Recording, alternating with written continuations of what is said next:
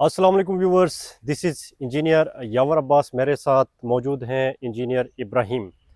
अ, इस घर से कंप्लीशन से रिलेटेड ये वीडियो बना रहे हैं।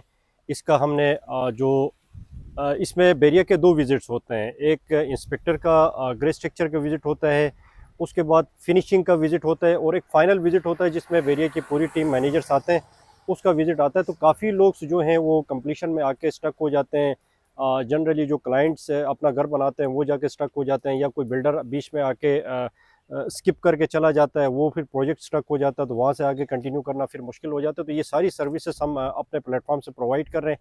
आपका प्रोजेक्ट कहीं ग्रे स्ट्रक्चर पे रुका हुआ है, वहाँ से आगे आप कंटिन्यू करना चाहते हैं, आपका प्रोजेक्ट कंप्लीट हो चुका है, कंप्लीशन करवाना चाह रहे हैं, आपका प्रोजेक्ट कंप्लीट नहीं हुआ है, एनओसी के लिए अप्लाई करवा रहे हैं, ड्राइंग्स वगैरह बनवानी है, उसके लिए भी आप स्क्रीन पे हमारे नंबर चल रहे हैं, आप रब्ता कर सकते हैं। ये विज़िट हो चुका है और इसमें मेरे ख्याल से बहुत छोटी-छोटी ऑब्ज़र्वेशंस आई हैं, जिसको हमें क्लियर करने में 2 से 3 दिन लग जाएँगे।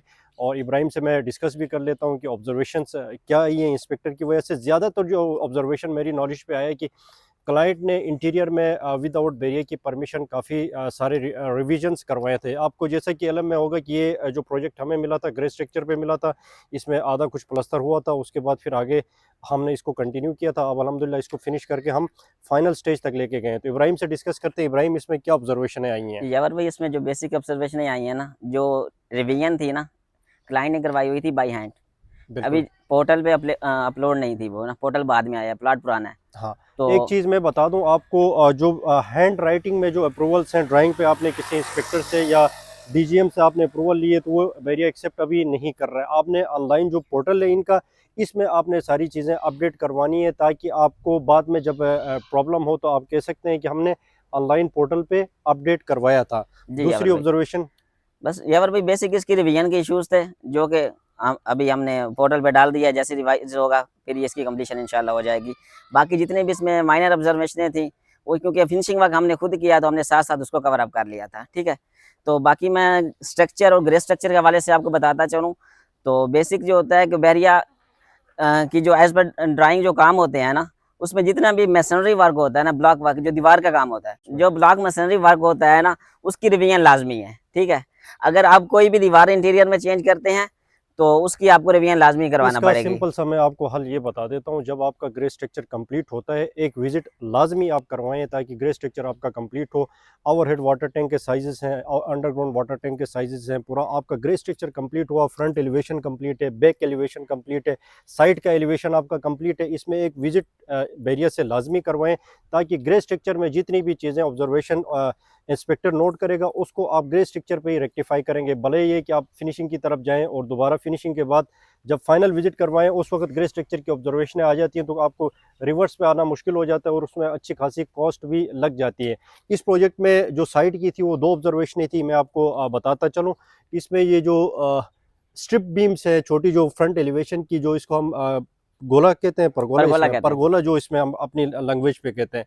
तो ये परगोला पे की जो थिकनेस थी, ग्रे स्ट्रक्चर पे जिस बिल्डर ने इसको बनाया था, उसने ग्रे स्ट्रक्चर पे इसकी थिकनेस रखी थी। कितनी रखी थी इब्राहिम? 12 इंच के करीब 12 इंच इसने ऐसे थिकनेस रखी थी, और हमारी रिक्वायर्ड थिकनेस कितनी थी? 6 इंच थी। 6 इंच की हमारी रिक्वायर्ड थिकनेस थी।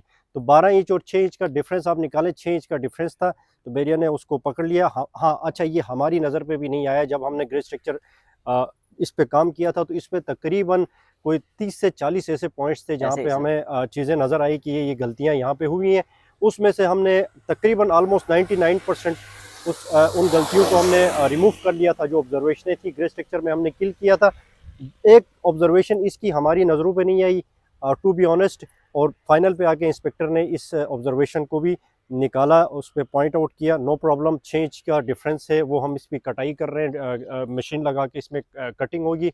इसमें कटिंग करने के बाद इसको हम 6 इंच तक लेके आ जाएंगे, उसके बाद ये ऑब्जर्वेशन हमारी रिमूव हो जाएगी। बैक साइड पे हमारा थोड़ा सा प्लिंथ बीम के से ऊपर थोड़ा सा वहाँ पे प्लस्तर का काम है, वहाँ बेसिक जो बैक साइड पे। मटेरियल इन्होंने रखा हुआ था पीछे ना, वो मटेरियल भी सारा हमने रिमूव किया। बैरियर क्लीनिंग सारी मांगता है ना कंप्लीशन से पहले। तो नीचे प्लास्टर वर्क मिसिंग था ना, जहाँ पे प्लिंथ बीम है नीचे, तकरीबन 1 से 1.5 फुट जगह बनती है, तो वो रिपेयरिंग है थोड़ी वो बहुत। रिपेयरिंग का काम है। ये तकरीबन समझे कि बाकी हमारी इस पे जो कॉस्ट लगनी है तकरीबन 10-1 हज़ार हमारी कॉस्ट लग जाएगी। मैक्सिमम मैक्सिमम 10 हज़ार पे हमारी ये दो ऑब्जर्वेशन साइड की रिमूव हो जाएंगी। इतनी कोई टेंशन नहीं है हमें कि ऑब्जर्वेशन हम आराम से क्लियर करवा सकते हैं। बाकी कॉमन जो ऑब्जर्वेशन आ रही है ना, ग्रे स्ट्रक्चर वर्क जब कंप्लीट होता है तो वो चेकिंग नहीं होती। फिनिशिंग में आके जो कॉमन ऑब्जर्वेशन आ रही है, ड्राइंग रूम और लॉन्च के एरिया के बीच में डक्ट दी होती है ड्राइंग में मोस्टली। तो ये जहाँ पे जो प्लम्बर काम कर रहे हैं, तो वो जैसे उनकी एक रट्टा लगा होता है ना, या कॉपी पेस्ट आप समझ लें, तो वो सेम कंड्यूटिंग कार के पीछे वाली डक्ट में डाल देते हैं, सेंटर में डक्ट नहीं बनाते। उस डक्ट की रिवीजन पे आगे, उस डक्ट पे आगे फाइनल पे रिवीजन करवानी पड़ती है, ठीक है। उसके लिए फिर आपको एमईपी के इंजीनियर के पास भी जाना पड़ता है, वो रिवाइज ड्राइंग आपको करके देगा, ठीक है। वही ड्राइंग आप बैरियर में सबमिट करेंगे, फिर आपकी रिवीजन होगी। उसके अलावा बैरियर की कोई भी कंप्लीशन होती है, जब तक एलिवेशन के काम में एज पर ड्राइंग नहीं होंगे, आपकी कंप्लीशन नहीं होगी। जैसे हमने ये आपको परगोले का बताया, ठीक है, इसकी थिकनेस 10 से 11 इंच थी, ड्राइंग में 6 इंच आए, सामने से शो नहीं हो रही, बॉटम की थी, लेकिन क्या है कि हमारी नज़र में भी नहीं आई। तो मतलब एलिवेशन के छोटे से छोटा काम भी अगर आप मिस करते हैं तो बैरियर उस पर कंप्रोमाइज़ नहीं करेगा। इंटीरियर में जितने भी काम होंगे उसकी रिवीजन हो जाएगी। एलिवेशन के काम में बैरियर को एज पर ड्राइंग काम चाहिए होता है, रिवीजन उसकी नहीं होती।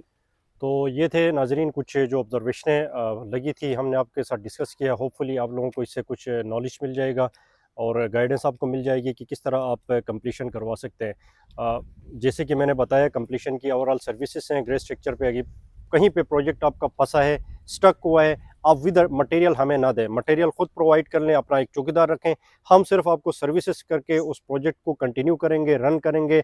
लेबर रेट पे हम कर सकते हैं, या हमारी सिर्फ कंसल्टेंसी आप लेना चाहें तो कंसल्टेंसी भी ले सकते हैं, ठीक है। ये तीनों ऑप्शंस आपको हम प्रोवाइड करेंगे। जो बेस्ट ऑप्शन आपके लिए सूटेबल होगा उसमें आप हमारे से बात कर सकते हैं। जहाँ पे भी आपका प्रोजेक्ट स्टक हुआ होगा, इसको इंशाल्लाह हम फाइनल तक लेके जाएंगे। आपसे कोई एडवांस में पेमेंट आपसे नहीं ली जाएगी। जैसे जैसे काम होता रहेगा, आपकी नज़रों में सारी चीज़ें कंप्लीट होती रहेंगी।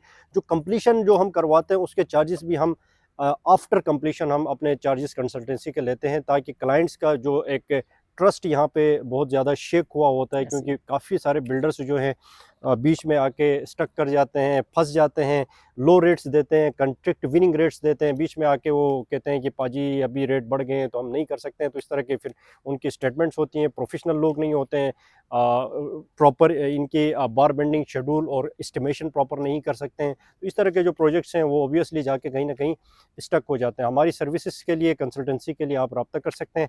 Thank you so much for watching channel. अल्लाह हाफिज़।